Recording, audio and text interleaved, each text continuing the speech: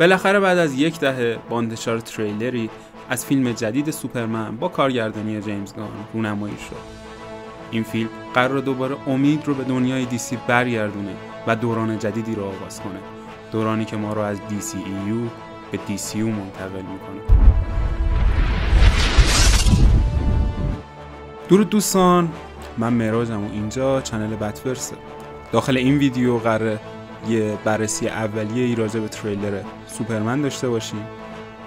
کاراکترهایی که داخل تریلر به ما نشون دادن رو به طور مختصر براتون معرفی کنیم و در آخر نظر شخصی خودم در رابطه با تریلر رو باهاتون به اشتراک بذارم. پس تا انتهای این ویدیو همراه من باشید.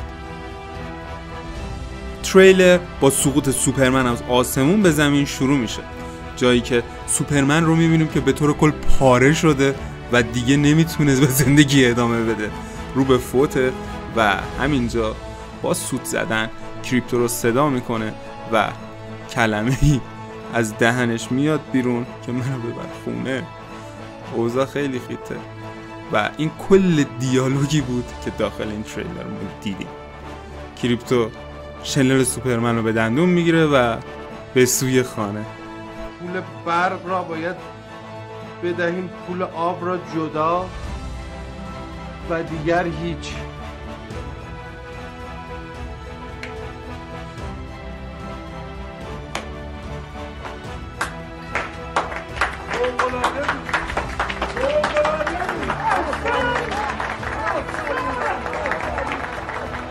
کریپتو در واقع سگ وفادار سوپرمن از همون سیاره کریپتونه. این سگ توسط پدرش جور-ال آزمایش شده بود تا به فضا فرستاده بشه و در ادامه زمانی که کریپتون نابود میشه اون هم به زمین پیش کال-ارل برمیگرده. در همین بین یه سری سکانس ها رو به ما نشون میدن که سوپرمن با ظاهر انسانی خودش کلارک کنت به دیلی پلنت میره، روزنامه‌ای که داخل دنیای دیسی حکم عدالت و حقیقت رو داره، جایی که لوئیس لین و کلارک کنت کنار همدیگه کار میکنن و همین رابطه کاریشون کم کم تبدیل به عشق میشه. امیدوارم داخل فیلم های جیمز گان این رابطه رو خیلی قوی تر به ما نشون بدن تا چیزی که در آثار اسنایدر دیدیم.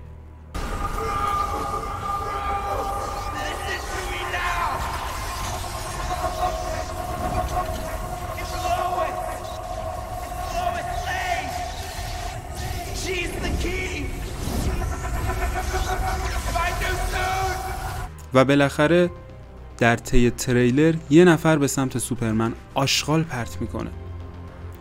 صحنه‌ای که آرزو داشتیم داخل آثار اسنایدر ببینیم. سوپرمن و زاد در فیلم من آف استیل کل شهر رو با خاک یکسان میکنن. صدها نفر در طی مبارزه این دو نفر از بین میرن.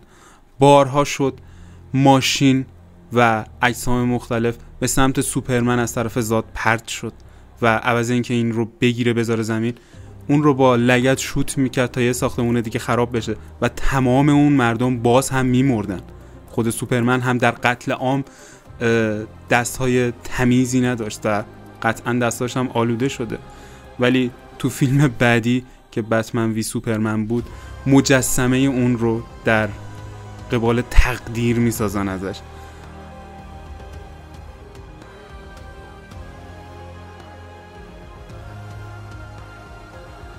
بعد از حمله مردم سوپرمن داخل یک ساختمون میاد، جایی که برای اولین بار گای گاردنر و مستر ترافیک رو میبینیم.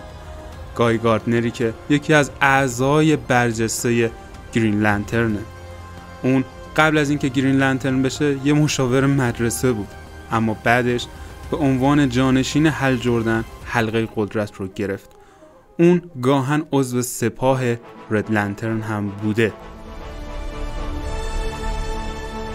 مایکل هولت یکی از باهوشترین افراد جهان دیسی که از سن کم به علوم و ورزش علاقه زیادی داشت. اون توی یه تصادف فرزند و همسرش رو از دست میده. از این رو افسردگی زیادی پیدا میکنه.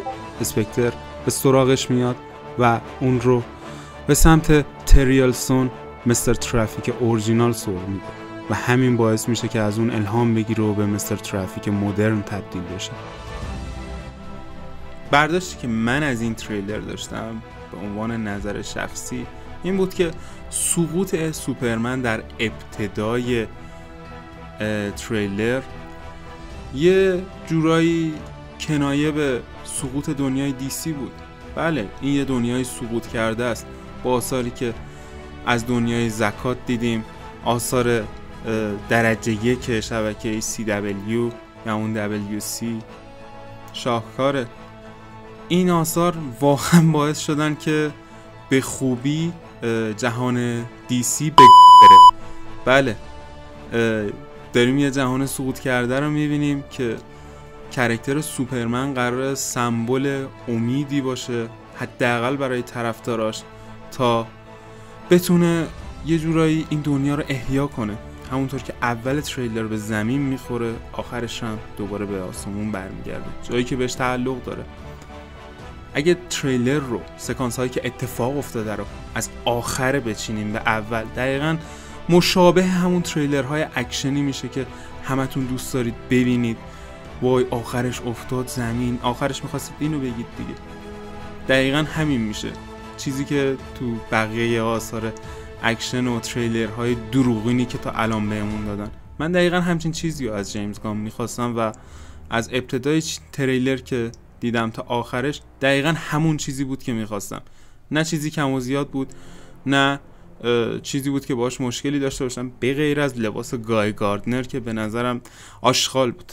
حقیقتا من رنگ سبز رو اصلا تو لباس گرین لنترنش ندیدم. این چی بود؟ تنها چیزی که باهاش مشکل دارم اون لباسش بود، به خاطر رنگش. شاید رنگش تغییر کنه، مثلا یه حالتی داشته باشه که حلقه رو حالا دستش بود لباسشون رنگی بود، ولی خب شاید یه مود دیگه داشته باشه که داخل فیلم بهمون نشون میدن، شاید هم یک تلست، معلوم نیست. در کل بخوام بگم به نظر من تریلر خوبی بود و آنچنان به فیلم هنوز امیدوار نیستم که فکرشو میکنید. من به نظرم حتی اگه این فیلم یه فیلم مید، دقیقاً دارم میگم مید، در حد 6 و 7 باشه، میشه بهترین اثر سوپرمن. چرا؟ چون تا الان فقط ما آشغال دیدیم. شرمندم، تو نزدیک داریم میشه به 2 دهه من چیزی از سوپرمن به عنوان سوپرمن ندیدم تو مدیوم سینما. تموم شد و رفت. شما هیچ چیزی در مدیوم سینما به عنوان یک اثر خوب از سوپرمن ندیدید و ندارید.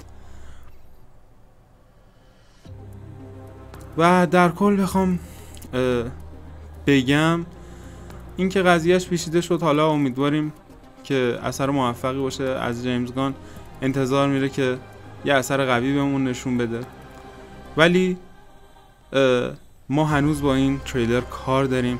موشه کافیش مونده، کلی ایستر اگ داشت که داخل این ویدیو بهش نپرداختم. فقط خواستم یه ویدیویی باشه که یه بررسی اولیه باشه که سریع بتونیم تقدیمتون کنیم و باهاش کار داریم. خیلی حرکت ها هست که میشه روی این چنل زد. حالا باز نظراتتون رو داخل کامنت بهمون بگید که چه جور محتوایی دوست دارید که بتونیم بیشتر رو اون کار کنیم. میتونیم کاراکترهایی که داخل همین بررسی راجعش صحبت کنیم، مثل ترافیک، متامورف و ارزم به حضورتون گرین لنترا، بیشتر راجعش صحبت کنیم. اگه مایل باشید میتونید داخل کامنت ها بگید. و برای ویدیوی بعدی یه نکته‌ای هست. نکته این که یه کاراکتری هستش به اسم اولترامن که این کاراکتر مولتیورسیه.